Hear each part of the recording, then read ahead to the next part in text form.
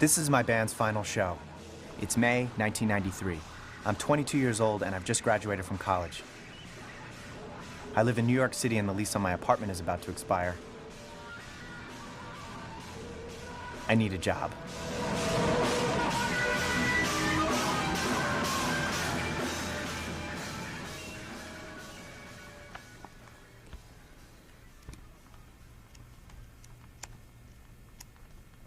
I apply for an opening at Columbia House, the oldest and largest mail-order CD and tape club in America.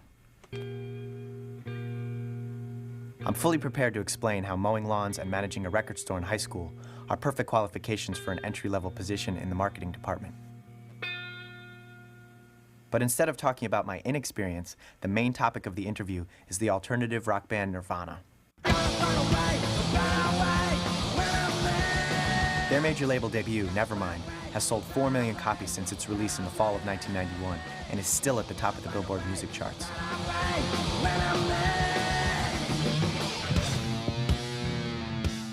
As a longtime fan of the band, I have no problem explaining their breakthrough success to my 40-something interviewer.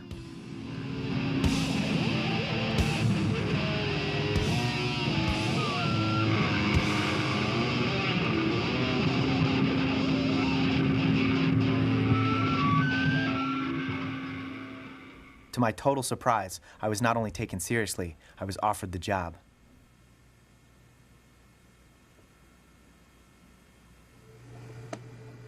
As a graduation gift, my parents give me a Sony Hi8 video camera. I decide to bring it to work with me every day.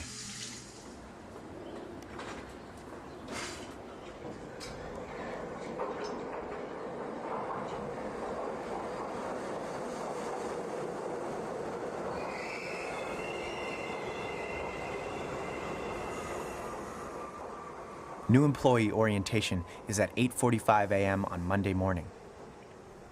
I'm so nervous, I almost forget which building the company is in.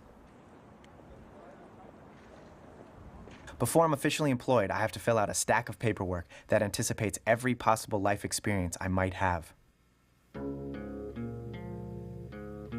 In orientation, I learned that Columbia House is co-owned by Sony and Time Warner, two of the 6 multinational corporations that dominate the music industry.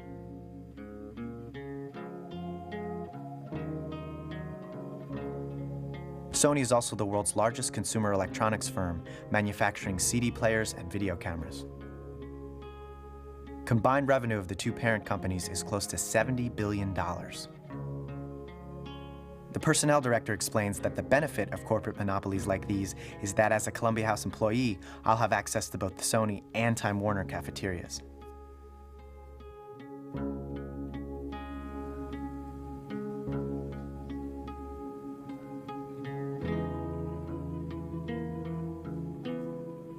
Everyone seems to be out to lunch when orientation finally ends.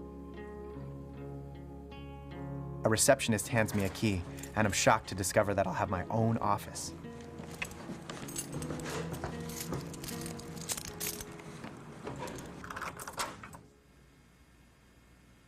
My new title is Assistant Product Manager, Music Marketing.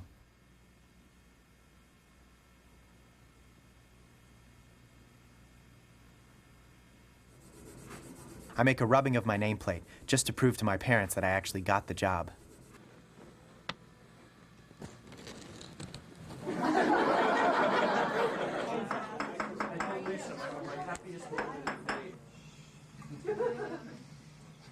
In the afternoon, I'm invited to a new employee welcome party, hosted by upper management. I just wanted to welcome you all to Columbia House. Congratulate you on the excellent judgment on selecting an excellent company. The video camera doesn't seem to bother anyone, so I just keep taping.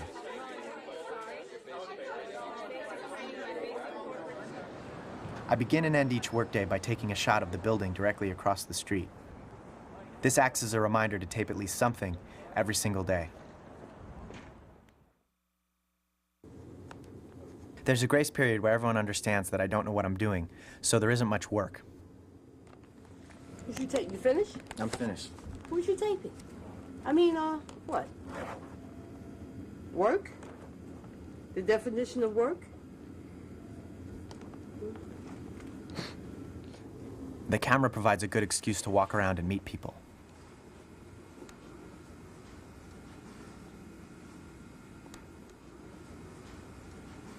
I don't have files, I have piles. So each pile is really a big topic. Mm-hmm. But you know, it's very good for meetings. Right. You have very short meetings. No one can stay in here very long. They don't want to be in here, right? They get claustrophobic.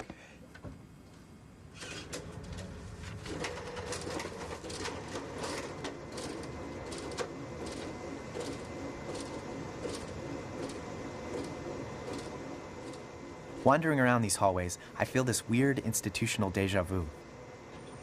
Then I realize that the corporate workplace reminds me a lot of high school.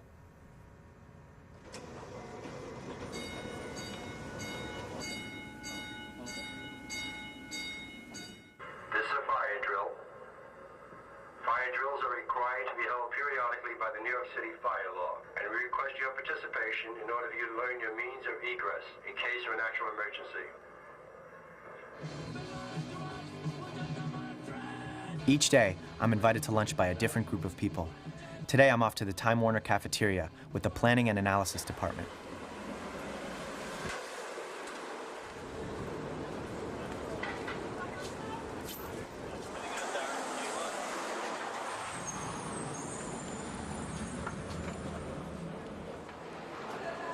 Tell you what a really grouchy worker is all about. This daily lunch ritual is a fast way to get to know a lot of people in the company. I cannot be my mother. My father is a tie fanatic. Okay? So he has all these ties, many, many, many nice ties. Since he's been collecting ties, not collecting, but has been buying them for what, 30 some odd years, 40 years? He has quite a collection, and he's semi-retired, so his ties are sitting there. So he said to my mother, give them to the Salvation Army. And she came up with an idea because she quilts, and my mother is very creative, believe it or not. She decided to make a quilt out of all these ties. End of story.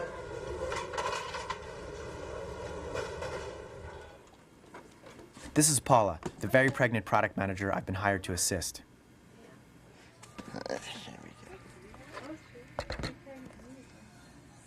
This is our boss, Rick, the director of marketing. Rick hired me for this job. Okay. I'll shift accordingly. Okay. I'm sure it's not going to fall out. Yeah. For my benefit, he explains the recent history of record clubs. You've probably seen the ads. Record clubs promote incredible introductory deals on CDs and tapes. With the introduction of the compact disc in the 1980s, consumers used Columbia House as a fast way to replace all of their old vinyl LPs with CDs. Kurt Howard has a lot of CDs, hundreds of them. They bought everything they already owned again for double, even triple the original price. Columbia House experienced unprecedented growth. But the CD market has matured, and club sales have started to plateau. I used to be with 3 different record clubs, and I am down to 1 now, where I think I get the best deal. Many times. You also don't want to sell.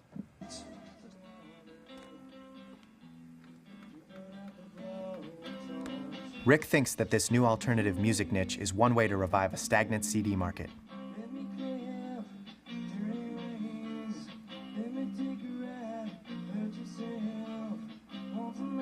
He seems convinced that I can help the club with this marketing challenge. But before any plans can be made, he's sending me to Terre Haute, Indiana. As part of the orientation process, I'm visiting the main factory and attending a management training seminar. If the New York office is the brain of the company, generating all of the mental and creative labor, the body is here, 800 miles away in Terre Haute. This is where all of the unseen physical labor happens. On my factory tour, I learned that Columbia House manufactures their own CDs. This keeps costs low and profit margins high on full-price titles. No. Everyone refuses to talk on camera. They tell me that they're scared of looking foolish to management back in New York. Can I help you? I'm interested in something I found in a flyer. These women are monitoring the customer service phone operators. Order 1? Yes. All right, anything else? No, that's all. In Terre Haute, I also learned that for the consumer, joining a record club is actually a good deal. With all of the free and discounted titles, members end up paying an average of $8 per CD over the course of a membership. It's the artists who pay the real price. Columbia House pays artists reduced royalties and publishing rates. The club argues that these concessions are justified because Columbia House ads act as additional promotion for the artists, above and beyond the primary advertising done by a band's record label.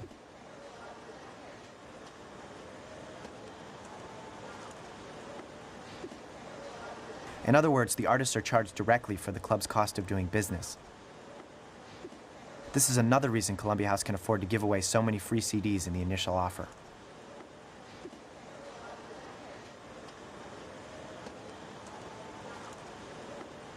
But there are no extra costs for the record labels, which also benefit from club advertising.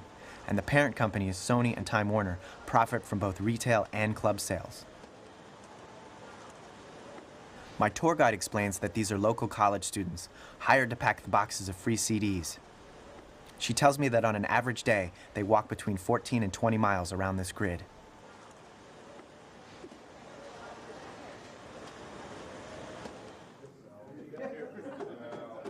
After a brief lunch break, I attend the management training seminar. So it's what you do in terms of customer service that creates loyalty with the customers. Supervisors support the frontline people. You know, their job is not to be in control and have power, but it's to coach and help and guide and develop those frontline people. Middle managers create customer-friendly policies and procedures. And I challenge you, begin to look at those policies and procedures and ask yourself, are they for the benefit of us or are they for the benefit of our customers? Do they make it easier for the customer? And finally, top management creates the organizational structure and the resources to support these efforts. So senior management becomes probably the key to whether this whole cultural change is going to happen. Do you get out there and talk to customers? How many of you talked to an external customer in the last 3 weeks? Okay, great. But what about the rest of you? Okay?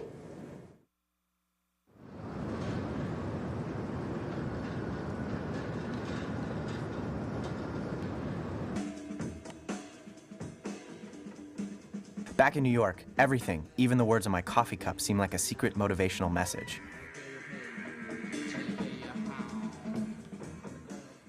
I tell Rick all about my trip to Terre Haute when I return. We start meeting every couple of days so he can explain how the company is structured and how our department works. The marketing department is responsible for the sales promotion materials. Basically, we make music catalogs. Actually, we don't make anything, we oversee a process. Columbia House sells music to over 8 million members each month through these catalogs. First, we write a detailed marketing plan. It functions as a blueprint for each of the 18 magazines, which cater to different tastes. This plan is the only physical evidence of the marketing process.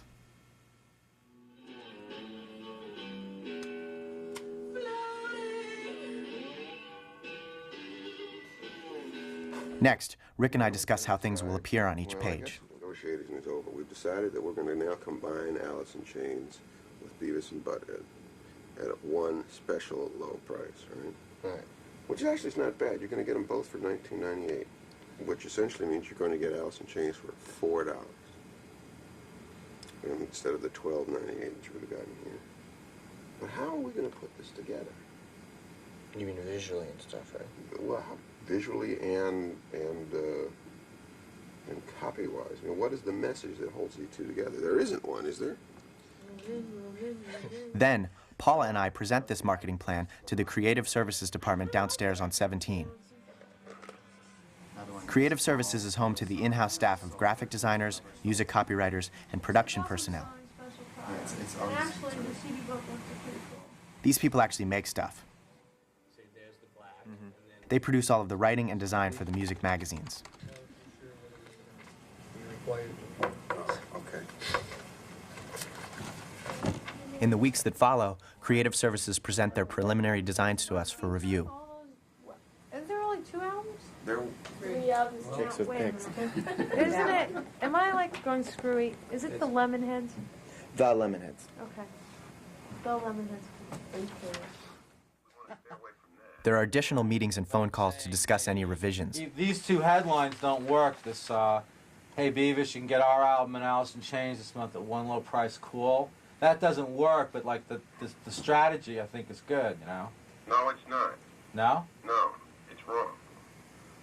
This month only, both albums, you know. Right.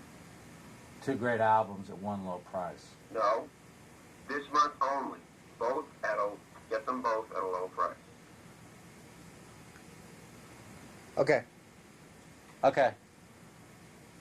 But now I think what it's going to require is to chop up the copy that was already written for Beavis and Butthead.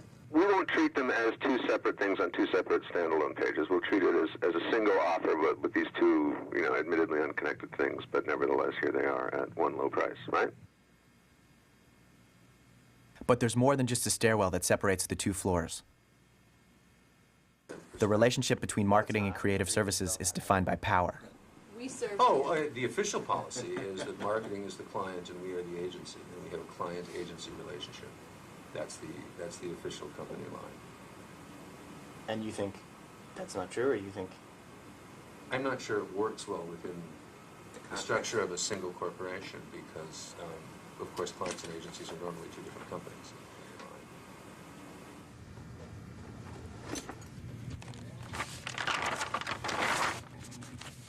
All of the work done by the 50-person creative staff on 17 must be sent upstairs to be reviewed and approved by our 3-person marketing staff on 19. This makes for a volatile relationship between the two departments. Convincing people from marketing that our opinions are valid, I've given up. I gave up long ago. Within the company, what floor you work on is like a shorthand for your identity. So I think the 19th floor is the executive floor, even though there are some executives on 17. Mm-hmm. But the chairman, CEO, and CFO are on the 19th floor. I'm down on the 17th floor. I feel like I have a brain. I feel like sometimes I do stuff, but I'm kind of a service. I'm not really supposed to be a thinking person. I kind of feel like I'm sort of like an idiot savant with a magic marker, to be honest. I also find that some people on the 17th floor, for instance, I'm talking more about like from the creative side, right? Feel like the fact that they're working with the creative side, they can identify with the people in the suits. Right. You know, just because you're wearing a suit doesn't mean you're not going to have some of the same interests. Oh, like a bunch of sticks up there. Oh, wait, you're on I forgot. I thought you were on 18. All right. The amounts of money that's put into the elegance of the suites and the almost fortress-like stone that inhibits the trespass, the clicking of high heels against the marble, the French smoked glass that delineates us from them. We don't know whether we're in the cage looking out or they're in the cage and we're looking in. Who knows? But I just love, I mean, I don't think I want to be anyplace else if I'm going to be at Columbia House on the 19th floor. I've really never been down to the 17th floor. I don't know what they do there. But I do know they wear ripped jeans, and I envy them for that. You can't afford to gamble. Because we are not stimulating a real market. The newly instated Casual Friday on 19 promises to erase the dress code distinctions between the two floors at least one day a week. Like one of those penny stocks. It's like 75 cents now, and it goes up. You can like try to get that a cent, and I win.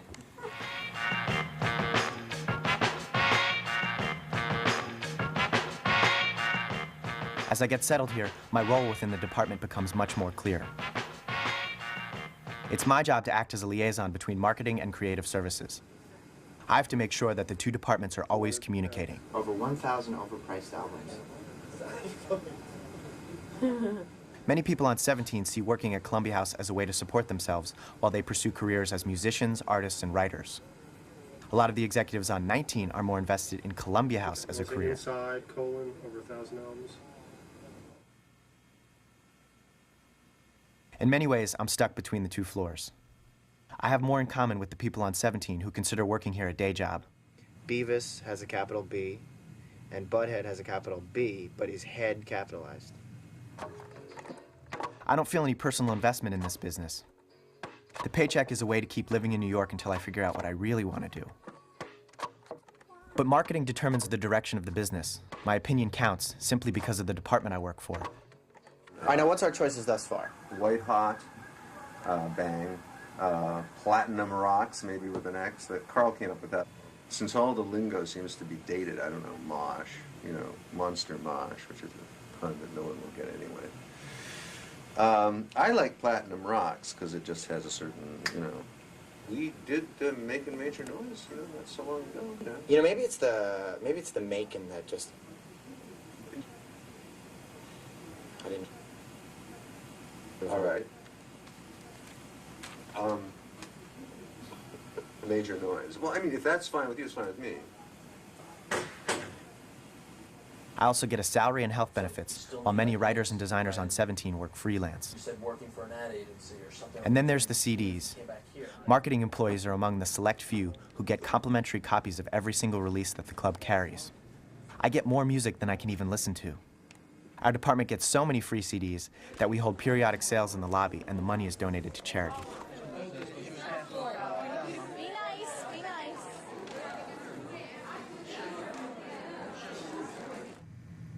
My dad is meeting me for lunch today. No one in my family was sure what I was going to do with a philosophy degree after I graduated. Now my dad seems more excited about this job than I am.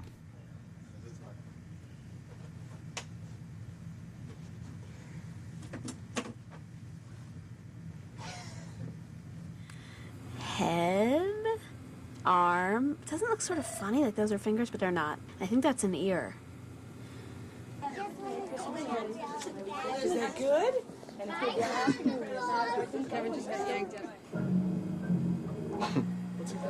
This is the head. The hand is right there, scratching its head.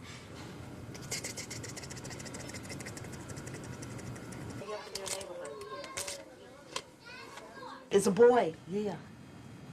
I got a picture. Oh my God. She doesn't look that way anymore.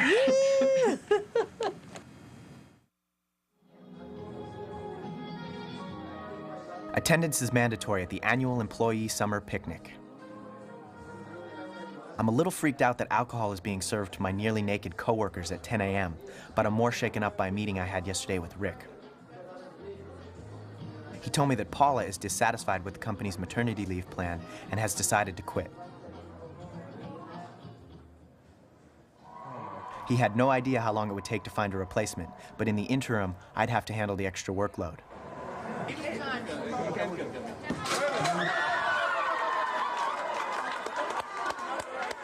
Rick jokingly warned me that my job was about to take over my life.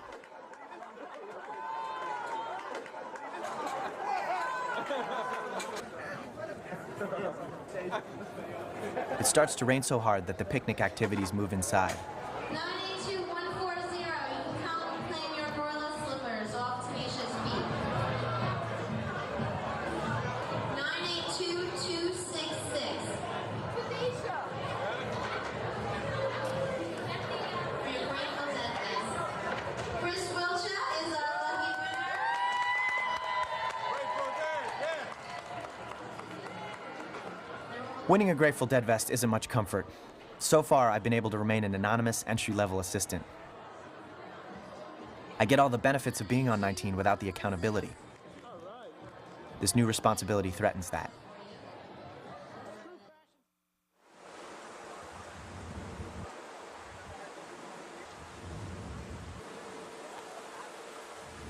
If I plan to survive here without Paula, I have to learn to speak the same language as everyone else in the company. So wait. You buy one regular club price purchase. Then you get your bonus if you're adequate, and then you're allowed to take your red tag sale albums. As many of the red tag. And then after you make a red tagger, you again have to buy another regular club price purchase to get a bonus to get another red tag. No. You have to buy regular club price purchases to get another red tag. No, to get bonus, another bonus. But the first regular club price lets you take as many of the red tag albums as you want. So inspirational people in Command Attic got this offer in the 9402. Okay. They don't get a red tag. But that's after one regular club price purchase? No. Or does the 2 CDs count for one regular club price purchase? 2 CDs count as one regular club price purchase. Since this is not compatible, Mhm. in commit, out commit. When it's not compatible, they get the CRTC in commit offer for in commits and out commits. And the 2 CDs count as one regular club price purchase, but what about if you're in the compact price plan? Then you get a bonus? After only a couple of weeks, I'm totally overwhelmed.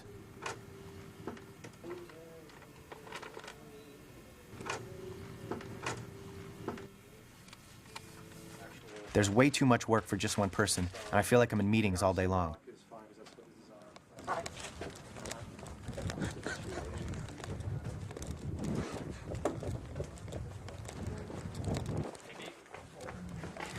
Way to at one magazine we had where the headers, they weren't supposed to be a color, and they appeared in the color in the rock section, and we couldn't figure out how it happened, and somehow through the coding from the database to the studio, it put a red headline on it. It wasn't supposed to be. It put a red headline on it. I'm even expected to stay after hours for focus group research.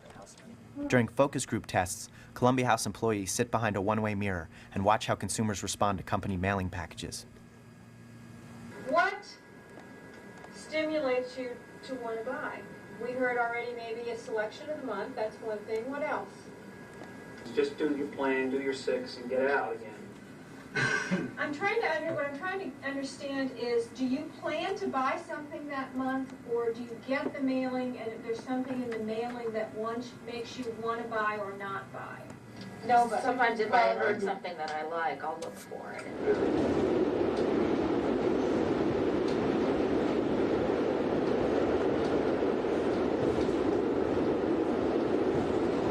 But more than just my workload is different.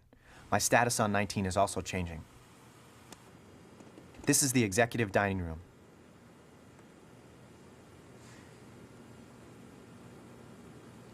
I've been invited to lunch by Pam Lehman, the Vice President of Marketing, to discuss alternative music and the future of heavy metal. Doesn't make sense. Right. It doesn't allow you to promote all your best titles. Which is true. But there's this movement, right? To alternative from heavy metal. Or at least the lines So are there's getting this- blurred between... The lines getting blurred. There's this feeling. Hi, what is this? Not working or something? Which? Oh, the door. So like the subject just came up as to whether we should get rid of like heavy metal. The term, though. Like the term As, heavy as, metal. as a listening preference, because there is no more heavy metal. And I'm like, I don't think that's what everybody's saying. No, that's not what we're saying. You know, and then actually even the suggestion to put a more alternative, what was the type under the heavy metal? Hard alternative. Yes. Yeah, because now everything is just hard rock as opposed to hard alternative as opposed to. But heavy metal still exists. It's Metal just- still exists. There are still metal bands. The memo that results from this meeting proves that even during lunch, important decisions are being made.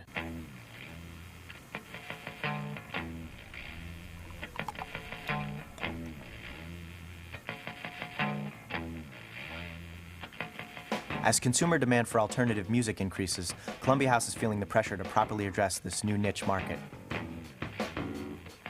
Memos circulating within the company expressed a certain anxiety about just how to do that.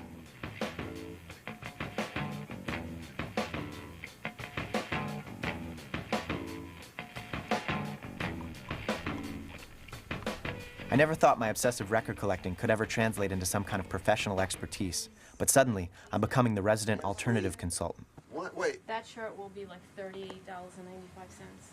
The club sells more than just music in the monthly mailings, and I'm even asked to help make merchandise decisions. I'm trying to get a special price for us. Wow. Bad Religion, It's cool. alternative. Yeah, they are alternative, actually. So do we have them? Yeah, we do. Okay. We have so both our albums, That would be, Yeah, in the good pile. What about the metal stuff? Are we separating or no? yeah, I have metal stuff too.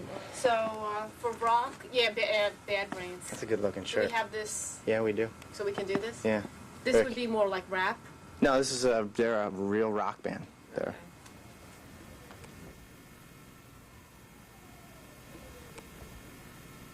But as I'm being subsumed by the 19th floor, my relationships with people on 17 are also changing.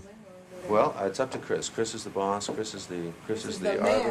arbiter of. May I call you Ooh? of marketing policy.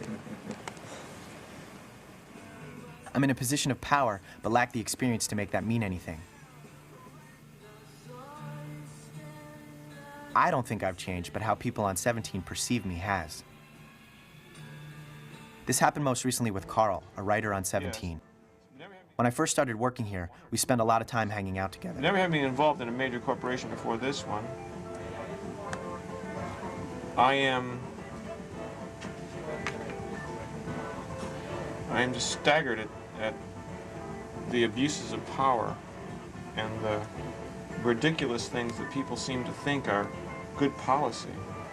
What's wrong with these people? But now that Paula has left, this tension has been building between us. I'm going to overcome my reticence at leaving my hovel, and I will go up here and throw myself on the mercy of the new tyrant of the 19th floor. Meaning me? Yes. It finally came to a head yesterday in a meeting when I criticized his writing. In the classical magazine is what I'm looking at, the previous page. I mean, like, I was sitting there with a massive tension headache, and it just seemed to explode from me to call you a little boy. And you immediately,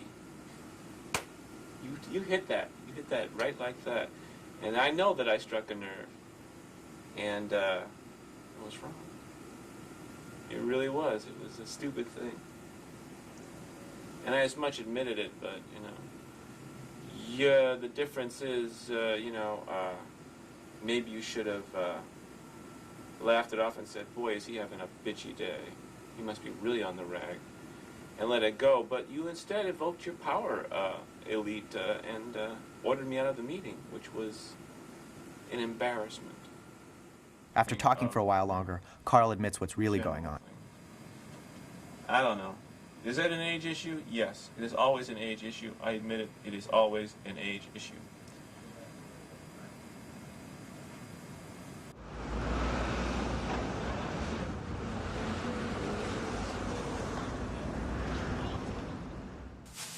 I'm staying at the office later and later.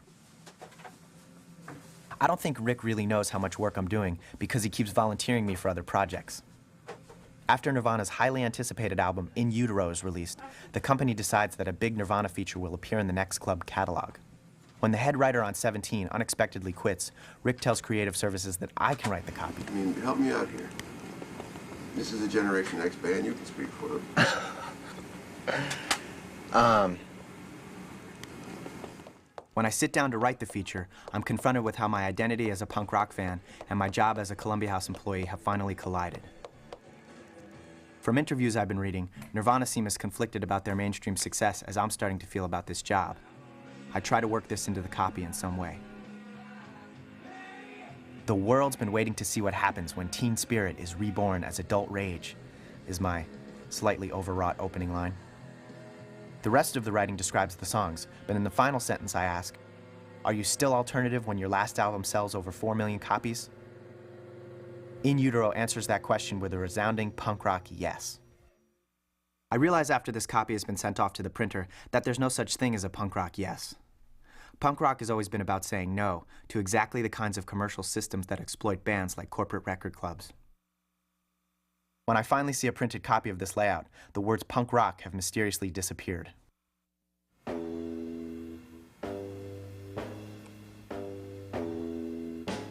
I feel trapped between my accountability to the 19th floor, the resentment I'm feeling from the 17th floor, and my own punk rock guilt.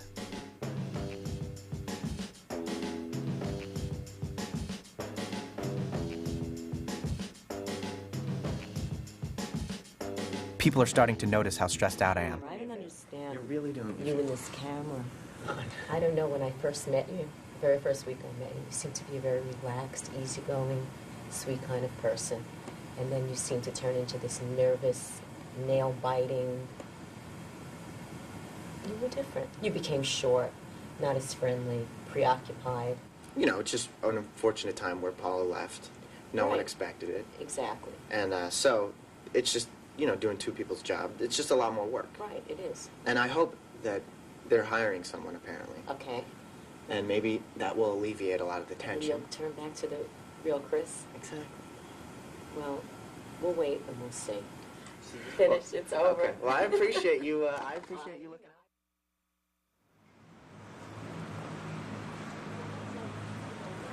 Any conflicted feelings I'm having about this job are put into sharp perspective a couple of days later when a woman who worked in the office across from me is unexpectedly fired. I'm reminded that I'm lucky to have this job. So this is my big dilemma. This is a shot of Florence from a few weeks ago, before she was fired. This is a coffee table. I usually stop by her office at least once a day to talk. I mean, either I could put the sofa there, and I could put the entertainment unit there, coffee table there, and the club chair there. Problem is, I have to be able to see the entertainment unit from both the bed and the sofa. That's where the problem arises.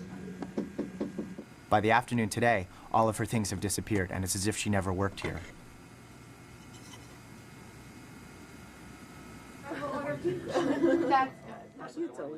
Paul is here today to clean out her office. She brings her baby Ian with her. We freaked him out. She asks me if I've been promoted yet, and I tell her no. I make a dumb joke about how I don't aspire to climb the corporate ladder. But the truth is, I've been thinking a lot about my own ambition since she quit. I want a promotion, or at least a raise, for doing all of this extra work. But isn't saying so admitting that I really do care?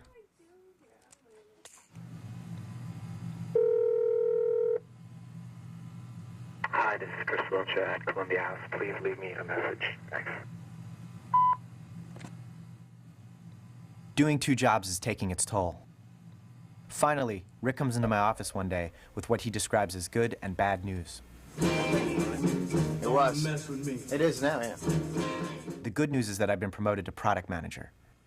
This means a raise, an expense account, business cards, and my own stationery. He's also hired someone as a second product manager. She starts Monday. The bad news is that, due to a lack of space, I'll have to share an office with this new employee. This means the end of any solitude during the workday.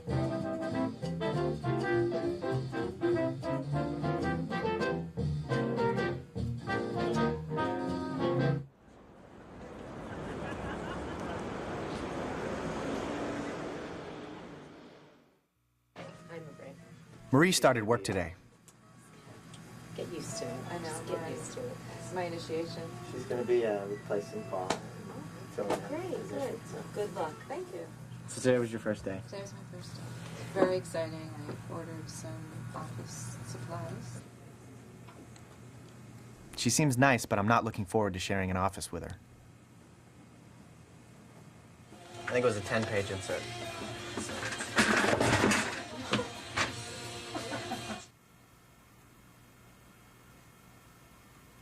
I myself went to a sports medicine doctor. Those are the only ones that seem to know about this at this point in time. The compression of the muscles, compression of the nerve endings in the arm.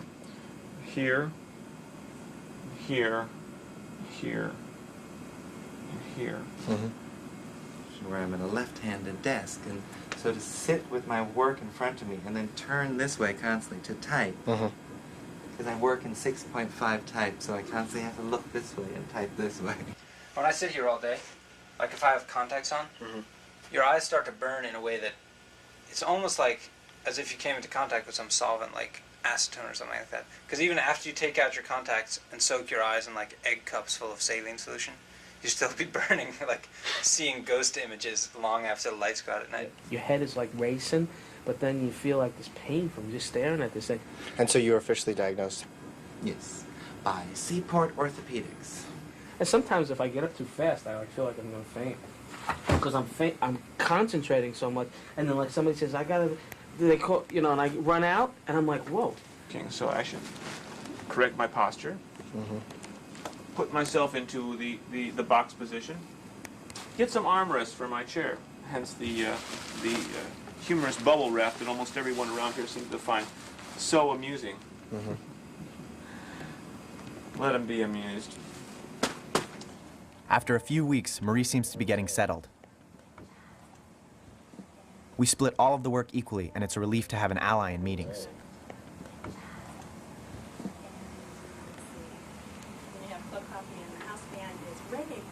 So now you're turning it into like I'm dissing, saying that Chris said something about you. You're not.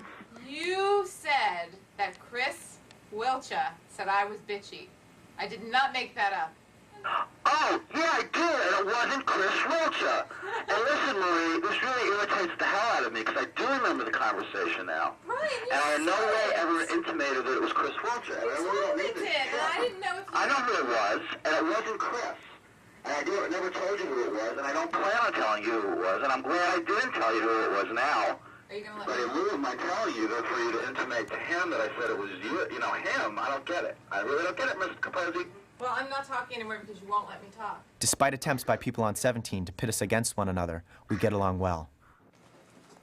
One day, when a senior executive's paycheck accidentally ends up in my inbox, I convince Marie to help me steam it open. What do we do, the steam? Oh, I don't know if it'll work. There's not enough steam.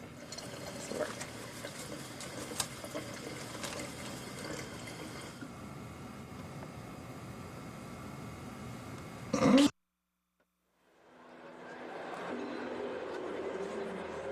As one of the perks of being full-fledged product managers, Marie and I are sent to a music industry convention in San Diego.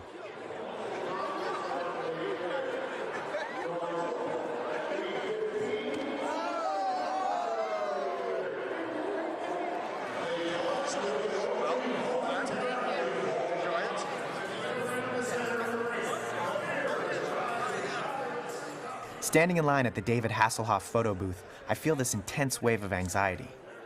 When I was younger, my father would return home from conventions with a collection of Polaroids. In the pictures, he'd be posed with some corporate mascot, Miss America, or B-list celebrity. He always had a sense of humor about the photos, but he sincerely enjoyed his job as a marketing product manager in the food industry. Now, here I am, 20 years later, insincerely enjoying my job as a marketing product manager. I fell into this job by accident, not by design. What my father went to business school to study, I trained for simply by being a committed consumer.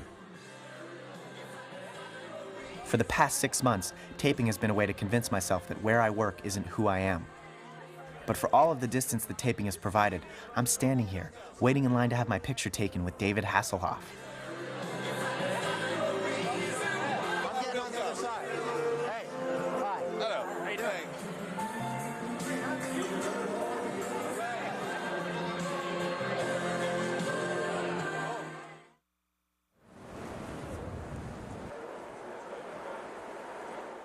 A significant project awaits us when we return from San Diego. Rick tells us that it's time to focus our energy on a new alternative music magazine. Pressure has been mounting to redesign the existing alternative club. Outside ad agencies are being considered, but Rick has insisted to upper management that Marie and I can handle the job. We approach this project with considerable cynicism. Exactly. Don's like, oh my God, people get married there. The club always lags significantly behind what's going on in the music business. As we find out, the reasons for this are complicated. The 18th floor is home to the A&R department. A&R stands for Artists and Repertoire, a music industry term dating back to when record labels picked which songs artists would record. A&R departments at record labels sign bands. The A&R department here has a different function. They decide what new releases Columbia House will manufacture for club use. I had always assumed that the club didn't promote new music because of the delays that result from operating a business through the mail. The lead time needed to create the music catalogs, combined with an infrequent mailing schedule, means that it can take months before new releases appear in club magazines. It turns out that there's also a legal explanation. Sue Passavant, the director of A&R, explains. To ensure that we are not competing head-to-head with retailers, record clubs do not have access to new music the minute it hits the street. Otherwise, we would be going head-to-head with them. We have to wait a period of a minimum of 3 months, and often these days it's longer. It's 4 months, 6 months, sometimes even a year at times. We face holdbacks like that. So from a product perspective, that puts us at a disadvantage. And there's another important reason why Columbia House doesn't aggressively promote new music. The business is built around the selection of the month. Marshall Wilcoxon, the vice president of A&R, explains its significance. SOM is, well, the SOM is the selection of the month. Mm-hmm.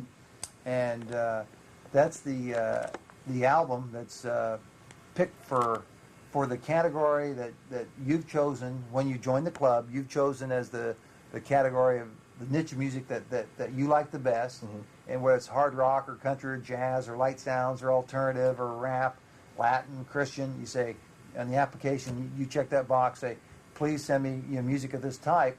And what that enables us to do is to pick one album. In this case, Aerosmith was used for hard rock as well as metal. We can pick one album that is going to fit as close as we know, fit your musical taste. And this drives our mailing, if you will. This is the engine. This is the negative option, selection of the month. It means you're going to get a selection card which tells you that unless you return that card by a certain cutoff date, this album is going to be sent to you automatically. So if you don't send the card back refusing the selection of the month, it's sent to you automatically. That's what Marshall means by negative option. According to the invented logic of this business, not returning the card means you want the album sent to you. I doubt a group like Aerosmith knows about what they get out of the club or anything like that. Their managers and attorneys sure do, though. Right. The SOM is the financial centerpiece of each mailing. More than half of the revenues every month are generated by these sales. Established artists are always picked as the SOM to guarantee the highest possible profits.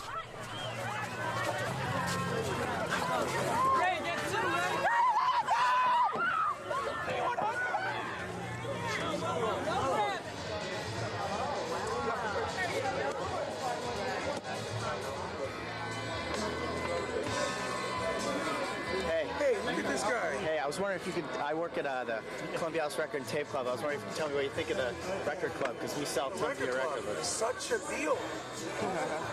Get the first name on there. What do you think of the record club? Well, I think it's a good deal. 8 CDs for a penny. You can't really beat that. We sell boatloads of your records, too. Yeah, I was wondering what you guys thought of the record club. Columbia House? Yeah, 8 CDs. I just hit somebody in the knee with it the other day. Hey man, I was wondering what you thought of the record club. Columbia House? I don't know anything about it. Hey, I was wondering what you thought of the record club, Columbia House. 8 CDs for a penny, What is it? 8 CDs for a penny, the club. That's a trick to me.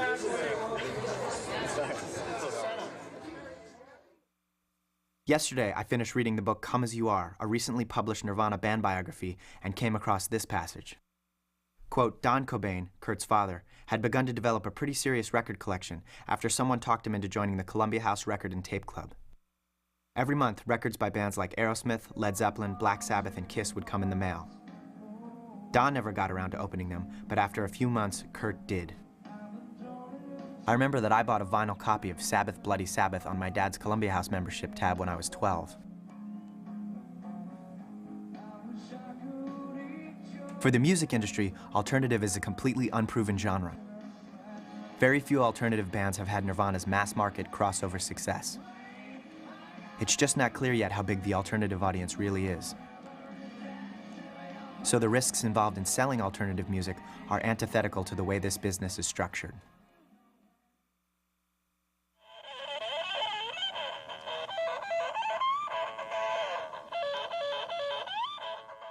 The club is most successful at mass marketing, not the kind of niche marketing that a genuine alternative music club would require. Once Marie and I understand this, we tell Rick that a new alternative club can't work. Despite our vocal protests, the project is moving forward. Deadlines have been set for the first issue to mail. Rick tells us that he trusts us and will leave us alone to do whatever we want. So instead of seeing this magazine relaunch as an obligation, Marie and I view it as a creative opportunity. Our only goal is to see what we can get away with. First, we compile a core team of designers and writers from 17 to collaborate on this project. There's Alicia. But, he's all, I don't know. You guys know the difference between Steve Green and Steve Wonder. Sasha. Do you have an agenda and shit? Pat.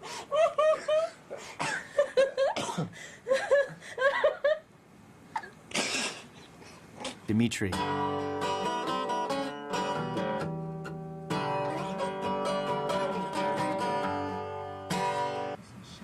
Linda. She jumped on him and they started making out on top of the desk in her office. Drew.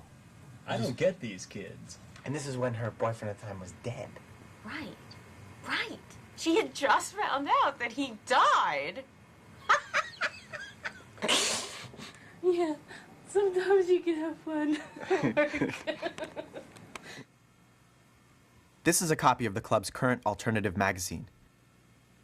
The only difference between it and other versions of the club catalog is the graphic design of the word music on the cover and the inclusion of a few extra pages of alternative titles.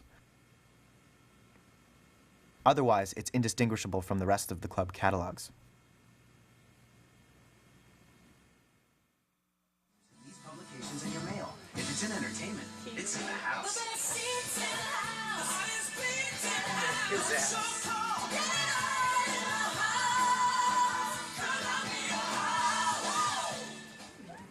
Cool, very nice. That's very interesting. We all agree on the things about the company that we don't like. So we begin the task of changing the magazine and how we work together.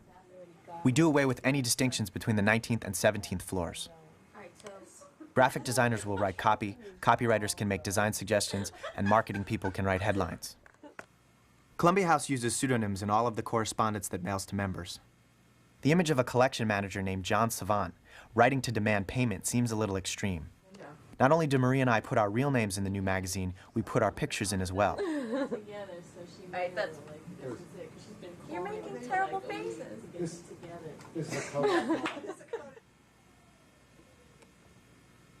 Columbia House doesn't reveal shipping and handling costs in the magazine. We put shipping and handling up front. Wherever possible, we divulge club sales tactics. El Pigeon is good. El Pigeon is good.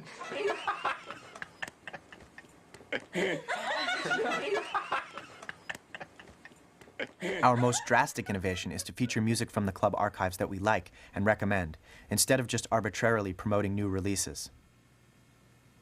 In this new format, Mississippi John Hurt will appear in the same feature as the Pixies, Jonathan Richman, and Rick James. And have had over the years. So it would be like a 3-point paragraph. 3 sentences, literally. Eric Satie will appear on the same page as Big Star, Miles Davis, Bootsy Collins, and George Jones. We sneak in criticism. We come up with interesting feature ideas for music we don't even like. We write Yiddish promotional copy. We put anything into the magazine we feel like. Linda, I tour, get a lot done. Sometimes, you know, I don't know, man, the fucking record company. While we may look like we're wasting time, there's actually an incredible amount of work being done. Sincerely, yours, Mandingo. Just feel this. I basically have written a book. We make sure that the writing is thoughtful and useful, instead of just promotional. Well, we might. We might. I don't know exactly how we'll work that. Yeah. Okay. We hold marathon meetings where we plan entire magazines in one afternoon, saving weeks of phone calls and memos. He's sensitive to things like certain parts of T-shirts being overlapped and stuff. Yeah.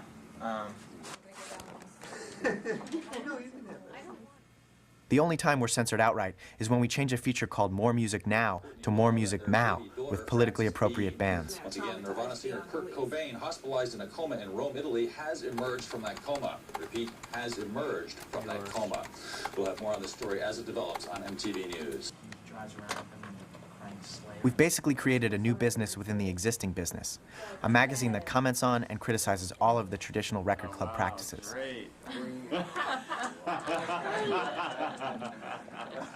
At the same time, we've managed to completely reorganize the way the departments work together. Did you shoot that off the video? That's very good. Relative to how this company has worked for the past 30 years, these are significant changes.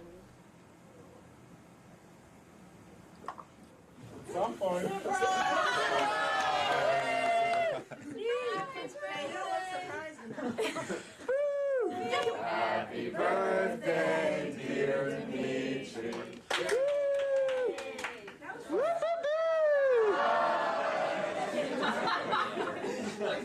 How many people are there? Reach for the medicine chest. Very sexist. Only the men sign this one. Happy birthday, dear Myrie. Happy birthday to you. Thank you. All right.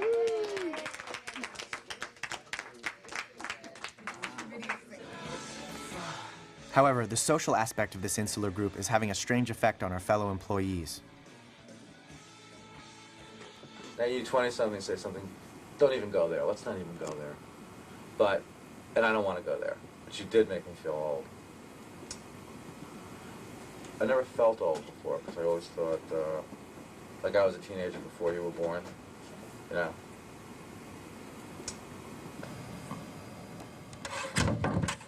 And while Rick has defended us, some people in management have expressed a sense of distrust. They're convinced that we don't really know what we're doing. So at a great expense, an outside ad agency is brought in to, quote, help support our efforts. I'll teach you a little move that I learned in yoga, which is whenever you're really hot. So like clench your teeth together and then breathe in through your teeth and then out through your nose. It's a cooling breath. At first, we meet with them willingly. We think they'll legitimize what we're doing. We tell them exactly how we've changed the magazine. So we are here to... When we finally see their presentation to management, it looks a lot like what we'd already come up with. Credibility is everything here. These are, we always talk about a Target's bullshit meter and how sensitive it is. This is a Target that arrives in the room screaming bullshit, and then, you know, they're basically shooting and then asking questions later. So for credibility, we realized that we're not going to be able to eliminate this. You know, we're not going to be able to move this quickly. We can't come out and say, Columbia House was this and it's now this. What we had to do was create a this within this. And the coolness of this, assuming we accomplish coolness, will accrue to this over time. Very much like what Beavis and Butthead did for MTV. You know, by the fact that Beavis and Butthead existed, MTV acquired another level of coolness. This shouldn't have been a shock, but it was. You have all this. But to make people in this target want to get this kind of stuff from you, it's almost to us like you've got to say, this is no longer the way you thought it was. Something unbelievably dramatic has happened to change the way this company is. It's almost like you've got to believe that there's sort of corporate deviance sort of disrupting the corporation. What happens when there's a really new alternative music division in Columbia House, when basically they open up their doors to alternative people and say, we don't get it, you got to do it. And what's the tension that creates? They even use some of our exact language in the presentation. The self-deprecation, the self-referential irony does make Columbia House more cool. Watching our work described in this way is difficult, and the prospect of losing our self-sufficiency is demoralizing. So when you lose battles, that's funny, and when you win battles, that's funny, but it's talking about the battles. It's talking about the tension. Nobody takes the news well. Each day I come in and my creative spirit is trampled underfoot until it becomes nothing but dust.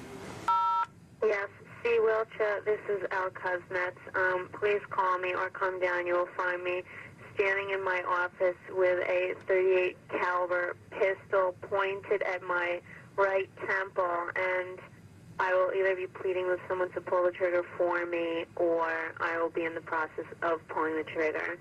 Thank you. But before the agency can take credit for the new magazine, our first issue had already mailed. Rick calls us into his office. The response has been overwhelming. Letters are pouring in to Terre Haute. Somebody, look at this word. Look at this.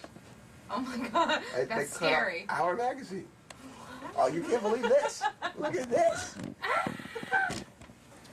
Chris and Marie, I'm right in the middle of finals, and usually I just heap the whole envelope in the package after looking to see what the selection of the month is, so I can make sure I want to check the send nothing at this time box. However, in bold, purple is my favorite color, and Elvis C is the coolest. So I pushed my bio books off the chair, kicked back, and got a great hoot out of your latest magazine. Way to go. Wow. I had paid my requisite dues so that I could ditch your lame tactics, but I am back with renewed vigor. Give yourselves a raise and have a beer on me. What's that one? This is a list of the next 50 cassettes I plan to buy in order. I have placed stars next to the tapes featured in your last three catalogs. Some of them are just like letters to Santa Claus, Sepultura, aren't they? Cannibal Corpse, Carcass, and Tombed Metallica. The best thing about all of this is not simply that these people have responded, but it's the way in which they responded. Now, I read a lot of mail. Very few people who write into us write in with a sense of their own personality, okay? They may have a complaint, they may have a suggestion, but they try to write business correspondence even if it's not in a business fashion, because they're not business people. Some of them write in pencil, but they're trying to write business correspondence. What these people have done that is so significant is that they have taken their own personality and written to us in that way. Why? Because they sense that we have one. That is my hypothesis. And for better or for worse, we've been able to communicate with them in such a way that we generate a response as if we're real people. Maybe we're people that need to be told a thing or two, but we're real people here, and we've never been able to do that. Well, this one was more death metal, though. Like where's that acid one, band. Rick, from that girl who wrote it on the really nice card? I felt this initial sense of elation when the letters arrived. We provided the company with a shortcut into the wallets of a notoriously skeptical demographic group. It occurs to me now that this was a somewhat dubious achievement, or maybe those consumers weren't so savvy at all. I thought that by infusing the magazine with the spirit of punk rock, even if it didn't include any of the actual music, was somehow a subversive act. But after hearing Rick read the 9th or 10th effusive letter, what we succeeded at was clear. We not only convinced the kids that consuming was cool, we made it seem like an act of defiance. But at work, there's no time to reflect. Some new crisis always demands your energy and attention. She called me back just now. She says, because the first wire didn't say that if it was him or not. Nirvana pioneered grunge rock and is known for the multi-million-dollar selling album Nevermind. She says, I just got a second wire. They think it was him. With a shotgun wound to the head, suicide note reportedly found near the body. He was 28 years old. Son had been missing. Mrs. Cobain says her son had been missing for 6 days, and she feared he would be found dead. He was dead. Early March, he was admitted to a Rome hospital in an alcohol and drug-induced coma. No, it's not a joke. It's definitely not a joke. Out of the board Ed, who was chancellor. Ed Rosenblatt, president of Geffen Records, just called MCA to inform them that it's official. It is Cobain. He is dead.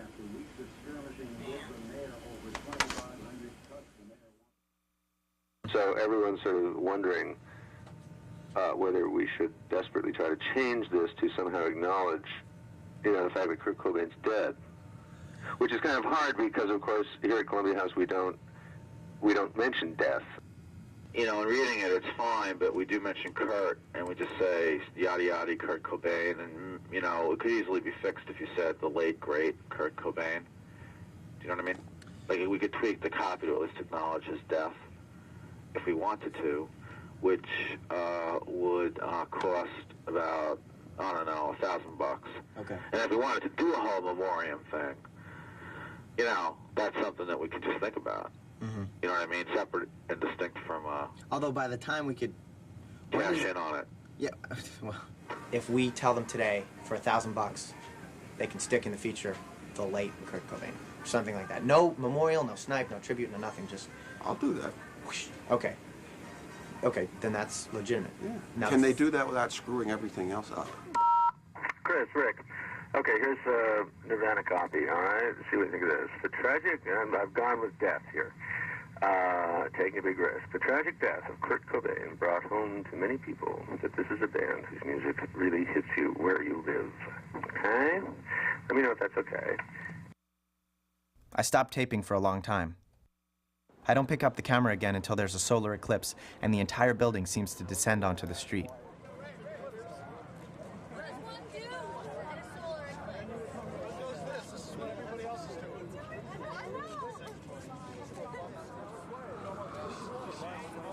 The alternative magazine continues, but not without some changes.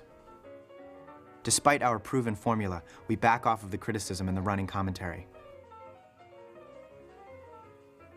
I've stopped caring what or how things are being sold. Things return to just being for sale.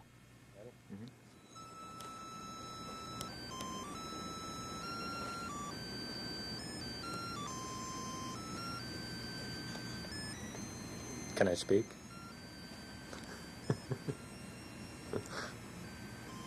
You're done. We had a great year. Oh my God. In fact, Phil was not complaining today, but sales are so high that we don't believe them. Really? They should stay this way. That means you believe platinum. Right? You believe platinum now. Champagne all around. That's right. Just before he retires, I asked Charles Keating, the chairman of Columbia House, for an interview. There's a gravity to his presence that defies description. It's both intimidating and belittling, but also totally mundane. Sitting across from him, it's clear that news of the past few months of struggle and triumph in alternative marketing have not reached this office. After 40 years of presiding over this billion-dollar business, only the most significant events are worthy of his attention. Conflicts between the 19th and 17th floors, hirings and firings, new alternative magazines, the suicides of reluctant rock stars, the fate of heavy metal, the punk rock identity crises of recent college graduates could not possibly matter in this place, because this place is oblivious to such vulgarity, and this place is eternal. The Columbia Record Club.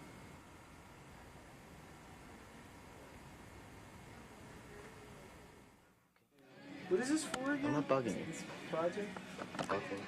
Slowly, the group starts to change. Drew leaves to go to graduate school.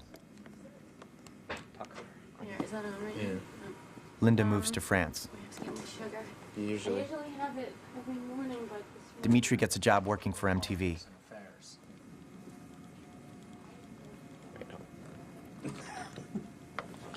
Oh, sorry. Marie takes a job for more money with the rival record club BMG.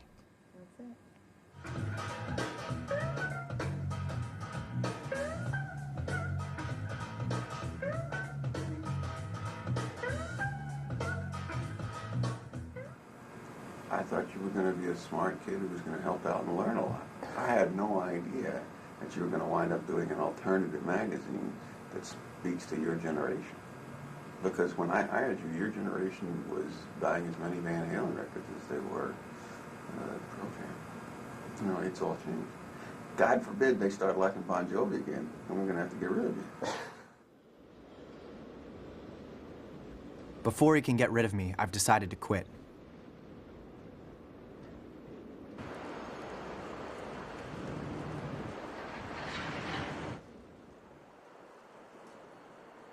Rick is disappointed about my decision, but not surprised. I give my 2 weeks' notice, have an exit interview, and pack up my things.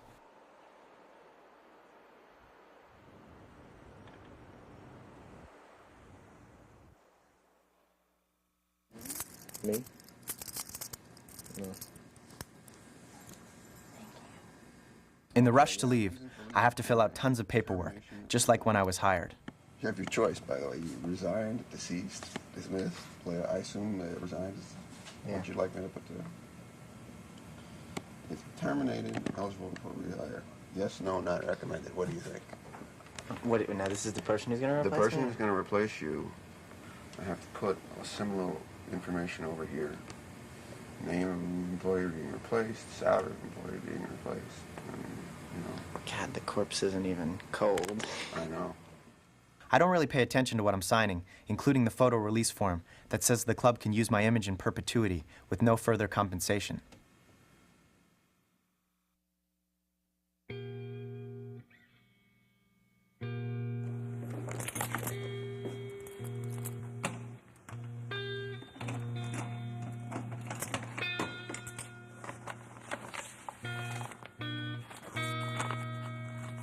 I don't figure out what that form means until I get a Columbia House mailing with my face on it. I've left the company in body, but my image lingers, selling CDs all on its own.